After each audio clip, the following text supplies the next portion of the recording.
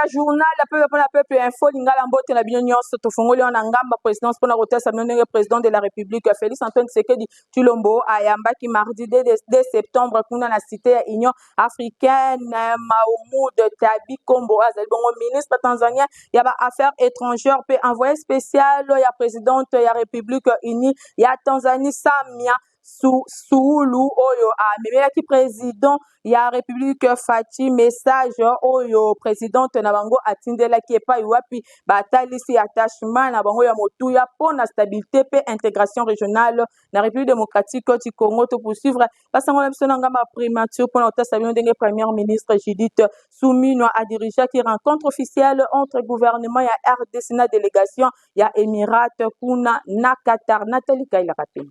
Premier ministre Judith Suminwa Tuluka akambaki bokutani moko ya gouvernement ya RDC elongo na délégation ya Émirats ya Qatar ekambamaki na son Altesse Cheikh Mansour bin Jabor bin Jamin Al Thani, membre ya famille réuniante ezalaki bongo mardi 2 septembre 2025 na hôtel du gouvernement na kati ya masolo na bango présentation ya lettre et intention oyo ezali kolobela investissement ya près de 21 milliards de dollars américains na République démocratique du Congo. Selon Cheikh Mansour bin Jabor bin Jassim Al Thani, alobi partenariat stratégique oyo éco-associé entreprise privée Al Mansour Holding na état ya Qatar pe ya RDC. Yango evise mingi kotouche ba multiples secteurs oyo ezali clé na développement national.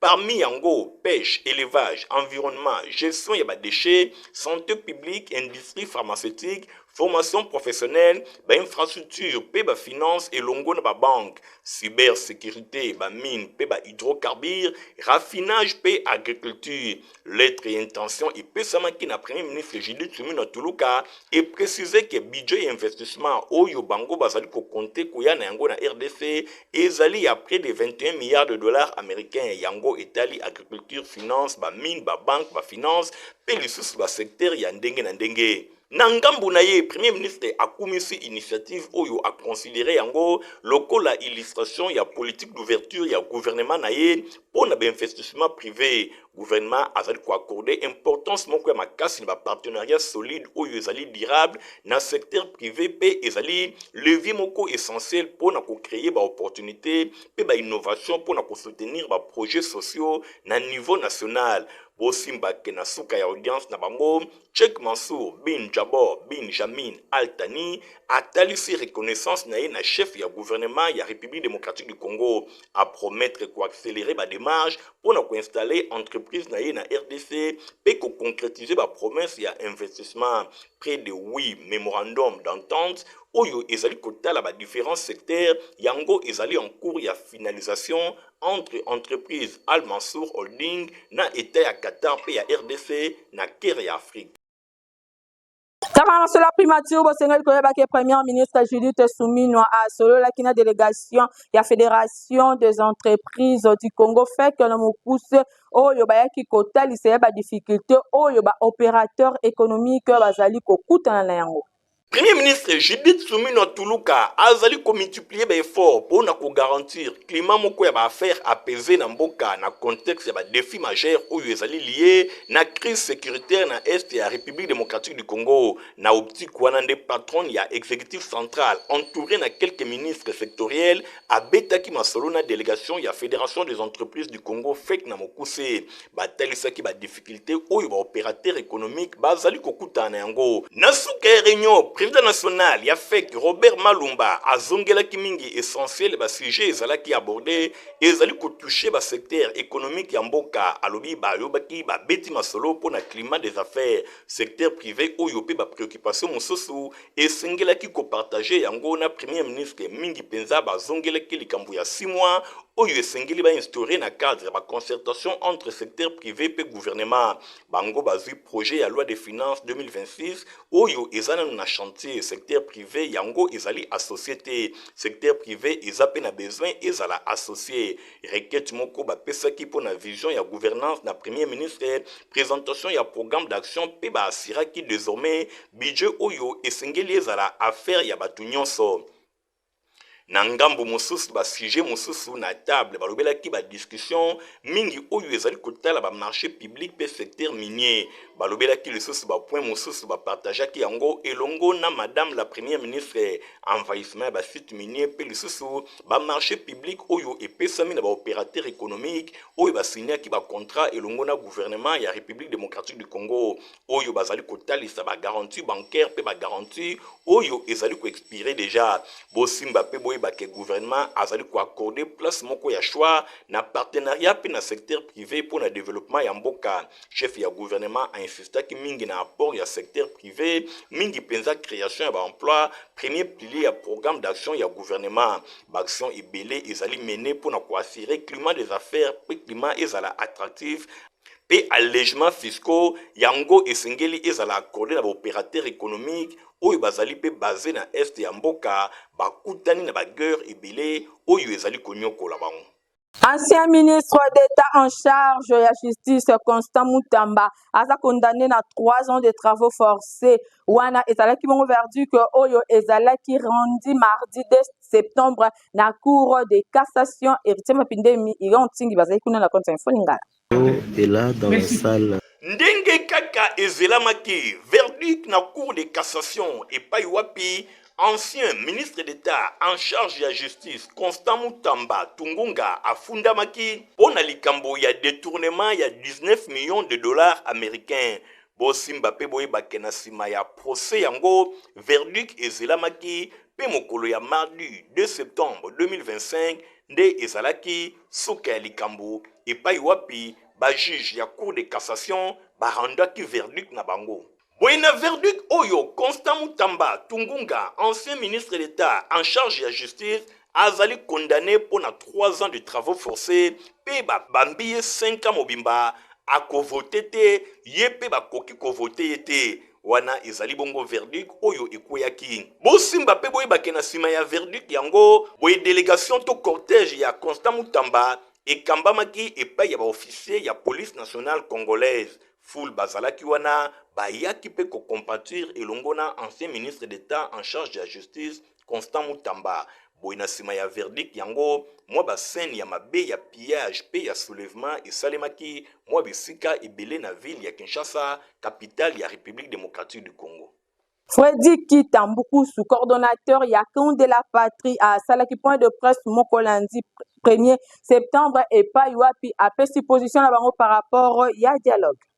Lingomba babengi con de la République Nabo Kambemi ya coordonnateur nango Freddy Kitambuku sou bazali ko soutenir feuille de route ya SSSNCO pour na dialogue wana ezalaki position etalisamaki na point de presse oyo ezalaki animé epai na yemoko coordonnateur ya con de la République acteur politique Freddy Kita oyo abakisaki kolobake basali na nzambe ya SNCO SCP ba confession religieuse batika chef de l'État Félix Antoine Tshisekedi Tshilombo te bazala toujours pene na ye po yepe azali po na dialogue oyo ekosala ke mboka ekonnaître changement pe guerre ya est esila pamba te bandeko ya est bazali konyokwa makasi ndenge toyebi biso banso ete na buku na biso mobeko oyo tobengi constitution ezali kopekisa oyo tolobi ete la prise du pouvoir par les armes. Depuis tokenda na Sun City tosala pe donc constitution na biso ezali koloba ete bitumba nyonso esengeli esila mwana mboka nyonso esengeli asa sentir à l'aise na mboka na ye et puis eloko ezali ya mutuya nyonso il faut eleka na voie démocratique, c'est-à-dire na voie urne. Tomangi biso baso na 2006 2011 pe na 2018-23 tokendaki biso baso na makonomi yango tolobi ete biso to lancer lingomba oyo le cadre de la République pour na ko défendre la République na biso pour na ko défendre ba institution na biso pour na ko défendre beaucoup likonzi ezali constitution na biso. Bosimba pe boyeba ke compte de la République lingomba oyo esengisi ba acteur politique pe ya société civile ba député pe ba sénateur nyonso bazali kobunda pona ko défendre ba intérêt ya RDC. Honorable Hermione Bolumbe Elia Moamba a participé à une marche de protestation moko kuna na Accra pour na côté les mela badete ya Afrique. Fabrice Lundoni. Ba image mibale ezali pe kolakisa ba époque mibale différente. Patrice Emery Lumumba, premier ministre ya République démocratique du Congo, a participé à la conférence ya Accra pour na koluka libération ya Afrique na 1958 na 2025 boye mwana pe ya République démocratique du Congo, honorable député national Hermione Bolumbe a participé à la conférence kuna na Accra pour na koluka ndenge nini ko développer Afrique pe ko effacer ba dette nyonso oyo ezwali kovanda na mapeka ya Afrique. Natina wana marche de protestation moko ya kafu esalemaki epai wapi Hermione Bolumbe, député national ya circonscription électorale ya Moamba, ezalaki moment moko inoubliable epai wapi ba africain batelemaki pona koloba nous ne devons rien, nous ne payerons rien, tokopesa eloko te pe tokofuta eloko te. Parmi ba jeunes africains oyo bazalaki ba initiateur ya mouvement oyo bazali ko militer pona effacement ya dette ya Afrique, honorable député national ya République démocratique du Congo Hermione Bolumbe yepe atombolaki mongongo pona koloba trop c'est trop. Il est temps que la justice soit faite. Il est temps que les Africains vivent avec leurs richesses.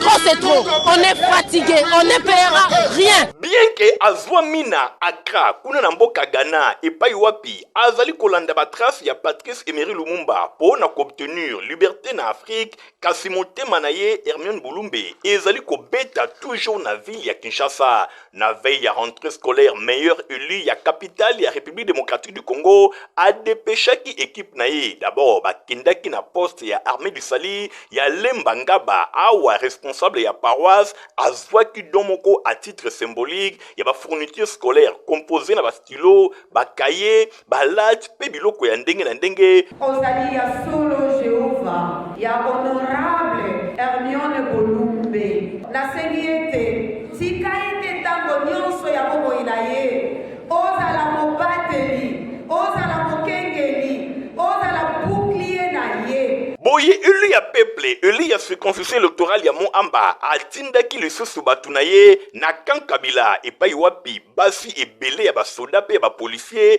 bazwaki pe na tour na bango ba fourniture scolaire nyonso kaka pona ko permettre bango bazongisa bana kelasi na ndenge ya kitoko. Sungai bana na biso na ne passé na bakaye na ne opasungi bana na biso yango to remercier ye nzamba pambola ye nzamba bakisela ye susu ya mingi na musala na ye. Omoni ye asa ya biso ndenge siso bolingo tozaka na ye mama ya boye basi wapi mama malamu boye akanisi bana nzela classe ataka na zanga kango mama. Bosimba pe boye bake tourner et se clôturaki na motel Fikin na commune ya Limete epai wapi geste wana lisusu esalemaki esengwe ba mama ezalaki ya kobomba te. Mama Bolumbe, merci vraiment. En tout cas, eloko yo sali, en tout cas epesi biso esengo na mutema okanisi biso ba mama. En tout cas, nzamba pambula yo pe abatela yo. À quelques jours, il y a rentrée scolaire ndenge geste oyo et salemaki honorable Hermione Bolumbe azali ko s'occuper toujours na ba base na ye malgré oyo et salemi kasi oyo l'équipe et salemaki nyonso kaka pona kolukake ba base na ye bazongisa bana na ndenge ya kitoko pe kolongola difficulté belé oyo ba parents basalaka na yango. Secrétaire exécutif provincial ya Ikoville ya Kinshasa Roger Engali Obama azak organisé ba réunion ya ndenge na ndenge elongo na ba structure ya parti cher ya Daniel Mukoko Samba aba na ville province ya Kinshasa héritier Mapindemi Fabrice Lundombi. Mukoko ozali papa Mukoko aye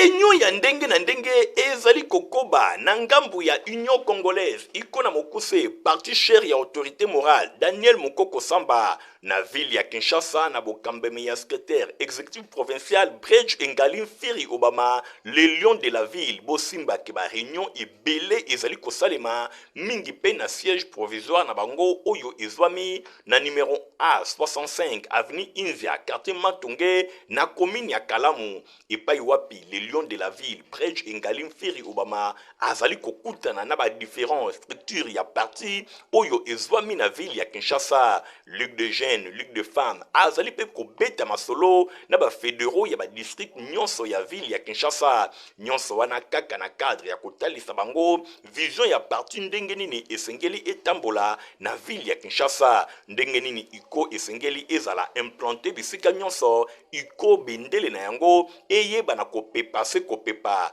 Bridge engali mfiri obama apesaki ba directive ya ndenge na ndenge pe azangaki te kozwa ba rapport ya ba fédéraux nyonso na mosala kitoko oyo bazali kosala. Bazwaki ba félicitation epai ya bakambi ya Ecoville ya Kinshasa na bokambemi ya Bridge engali mfiri obama oyo azali secrétaire exécutif provincial.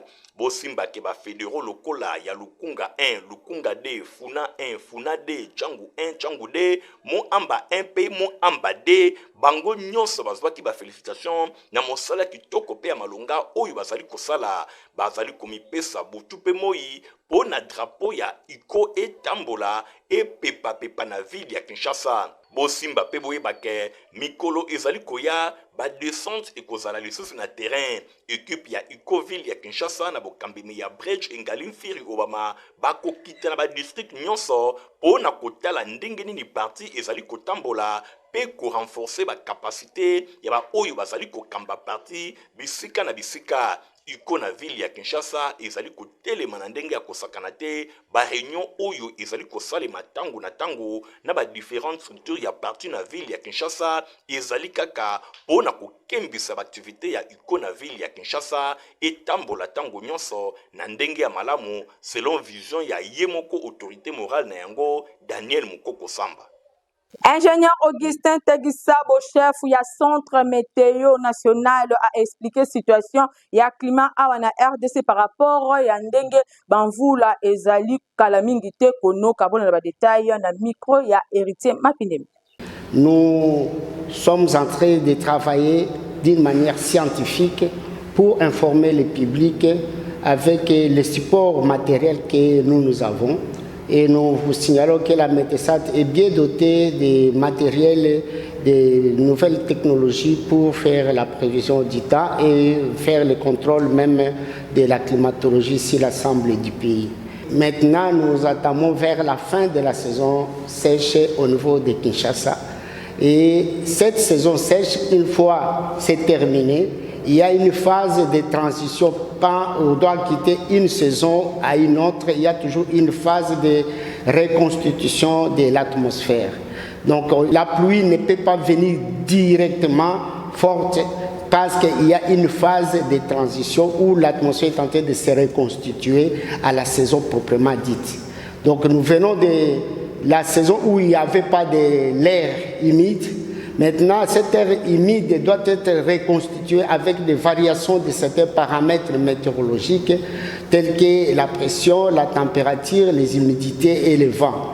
Nous avions eu des vents de la mousson du sud-ouest pendant la saison sèche. Maintenant, nous allons entrer dans une phase où nous aurons les vents, les alizés du sud-ouest et les alizés du nord-est.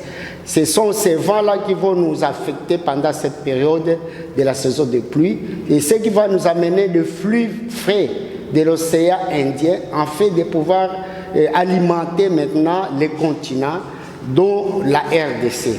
Et nous savons bien que la partie sud de la RDC était sec. Donc, commencer par Katanga jusqu'à Kinshasa, on était dans la saison sèche. Maintenant, cette phase va commencer à se reconstituer. Et d'après nos analyses, d'après les calculs climatologiques que nous venons d'effectuer, nous avons fait une statistique de 30 ans. Et de 1994 jusqu'à 2024, où nous avons trouvé que la date moyenne du début de la saison de pluie à Kinshasa est le 12 septembre. Le 12 septembre avec une marge de dispersion de 7 jours. Clôture ya tournoi à Miss Champion 2025 Betama qui est dimanche 31 août na terrain Chobo na commune ya Matete na présence ya initiateur nango à Miss Serge Pascal Christian Kengeben.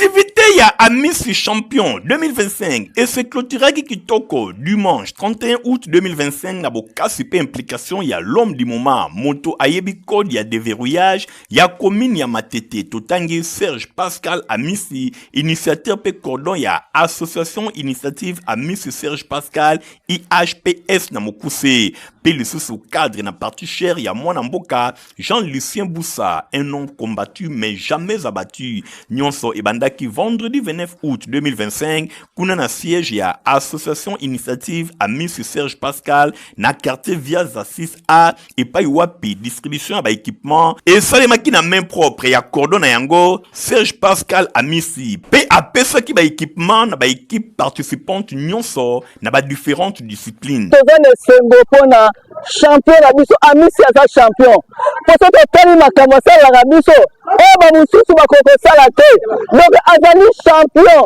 c'est champion tokokangama na ye kino suka. Samedi 30 août 2025 direction terrain Chobo et Paiwapi lancement officiel et Salemaki et Payaye moko cordon national pour na football pe po na nzango ezalaki secrétaire général Philo Mbalidou nasima ya kondongwana ya 4 équipes pour na football pe 4 équipes ya nzango oyo esangisaki bango tour na tour bana pe ba mama na tina ya koluka ndenge nini ko consolider fraternité pe po na triomphe ya Amis Champion 2025 équipe gagnante ezalaki bongo Konzo après avoir kondongwana na molende na score ya 1-0 ba médaille et latamaki pe coupe ezalaki remise et pa ya cordon na esengo wana l'homme du moment asolaki boy na micro ya Info Lingala 2025 est encadrement ya bana chaque année to encadraka bana pendant vacances na bon occupation moko ya sport na ba occupation l'MC ya formation azali équipe ya initiative Amis Serge Pascal association oyo ezali pour travailler en partenariat avec le CDR. Donc eloko tokobomba ezali que il faut toujours penser na jeunesse oyo lobi bakokoma kozwa baebenga oyo biso toza nango bokanisi esili Tintin, dimanche 31 août 2025 de distribution ya ba fourniture scolaire et salemaki na bana nyonso ya association initiative Amis Serge Pascal. Merci beaucoup papa Michi pour pesi biso bakaye nzamba pambola ye bombala simo pesa biso ya kodeka. Ah oui, Serge Pascal Amisi, Kobaka Kaboye, commune ya Matete et Linginde Batu ya Boye.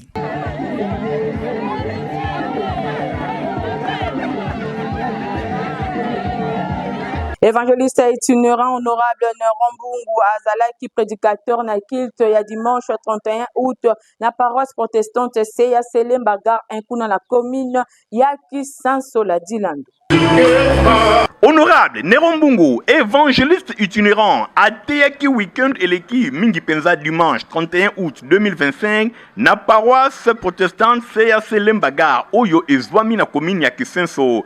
Bo Simba Peboe Bake ezalaki milulu minene pour clôturer assemblée générale ya district kin centre et pas ya 18e communauté évangélique Seya ezalaki bongo ba paroisse nyonso ya kin centre ba sanganaki pour clôturer assemblée générale maman na likambuto thème annuel ezalaki vous êtes la lumière du monde honorable Nerombungu évangéliste itinérant azalaki accompagné na molonga naye mama Régine Mbungu moi naye Bobo Mbungu pe délégation et belé ba accompagné qui est lokola ba personnel et école pe ba membre ya bureau politique naye bazalaki wana pona ko assister na prédication oyo boete monene to thème annuel ezalaki vous êtes la lumière du monde tiré na mokanda ya Matthieu chapitre 5 verset 14 à 16 honorable Nerombungu évangéliste itinérant na tango azwaki maloba atiaki mingi na mokanda na Genèse chapitre 1 verset 1 à 4 pai wapi atalisaki epai na bana na Nzambe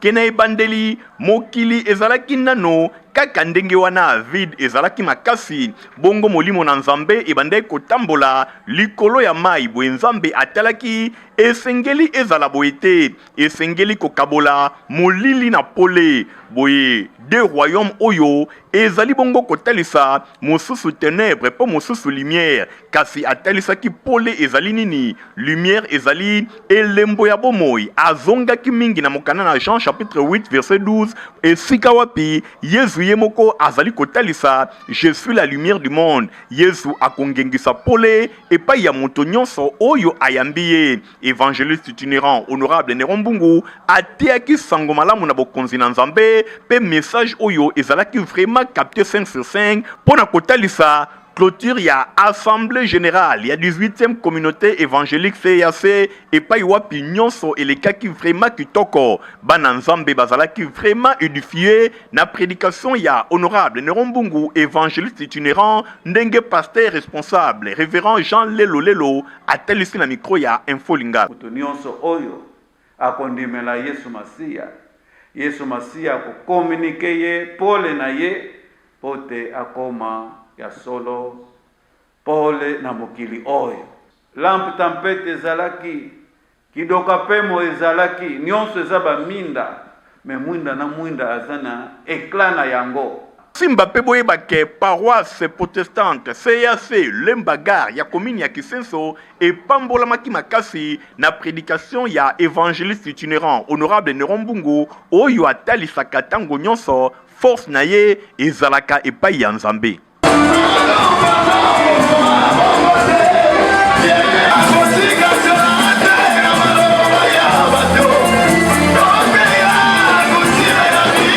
Na bokambemi ya préfet des études mwana mboka Pascal Bisimwa nde itemate Binza Delvo basalaki bongo lundi 1er septembre 2025 inauguration ya salle numérique pe bâtiment ya sika oyo ba partenaire na bango église des saints des derniers jours pe fondation Vodacom basaleli bango Stéphane Skande Francis Kanta Lokoka.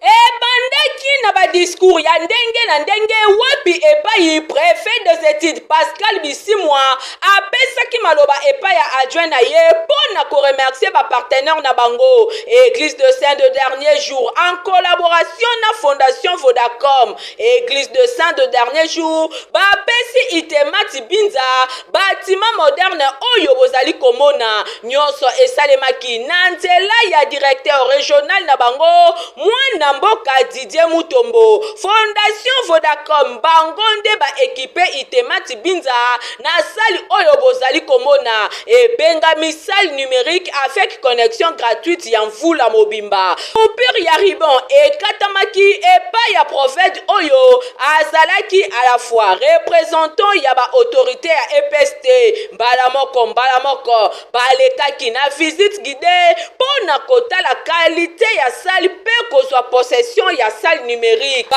élève désormais na itemati Binza ba kotanga na ba condition ya kitoko accroissement ya capacité d'accueil bana ba koti na accès à nouvelle technologie denge moko ya ba élève à lobby so école technique tout ça pour ça il y a numérisation tout ça pour ça il y a on m'appelle la technologie afin que biso tout ba congolais tous ça interconnecté biso tout pe tous ça na ba cours pe en ligne et tout cela sera vraiment les apena kito pour na biso nyonso ba congolais pe pour na biso pe bana ya itema Binza ista moko ya ba administratif mama Sylvie Mitonga atalisaki esengola bango esengoza vraiment makasi mingi moya ko lakisango ya ko exprimer bozate bene ça vraiment tout na kati motema komona ba bâtiment wa sika tozui ozo répondre à la standard international oui pour permettre que bana na biso bazo formation de qualité batanga na ba conditions ya bien